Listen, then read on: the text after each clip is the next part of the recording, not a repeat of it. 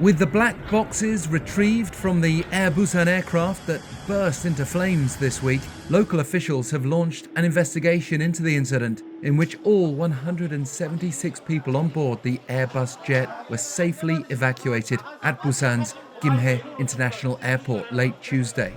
Of course, safety is of paramount importance in Korea for civil aviation, particularly following the Jeju-Air-disaster last month, not to mention the other tragic case in the US this week. With this in mind, the government's Air Accident Investigation Board held a meeting Thursday with Busan's police, the city's disaster headquarters, and the National Forensic Service. They're working with 10 officials from France, the country responsible for making the A321 200-passenger jet that caught fire.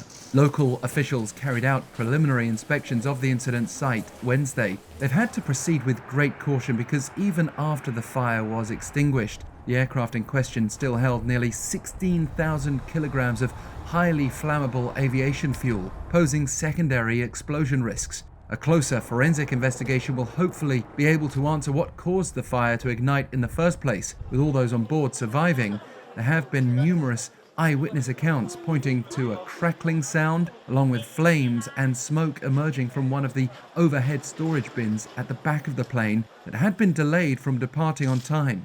And there's been a rising suspicion that the fire may have started from a portable battery or power bank that might have been legally carried on board the plane by a passenger, the kind you might use to charge your phone or laptop on the go.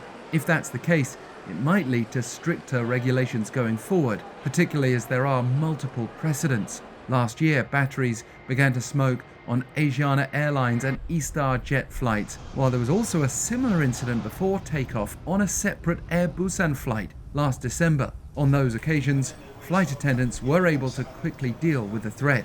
While investigators are keeping all possibilities open in terms of the cause of the fire, there have also been claims by passengers that Air Busan's evacuation procedures were insufficient, even chaotic, in the absence of an emergency announcement. It's been said that one passenger even opened an emergency exit on their own, though the airline says that would have been in line with the evacuation assistant role of passengers seated in an emergency exit row, and that the crew promptly followed fire response protocols, prioritizing safety under the captain's orders. On the other hand, allegations have been raised that some passengers tried to retrieve their carry-on bags while evacuation was in progress in violation of standing rules. For now, we await the findings of the joint investigation.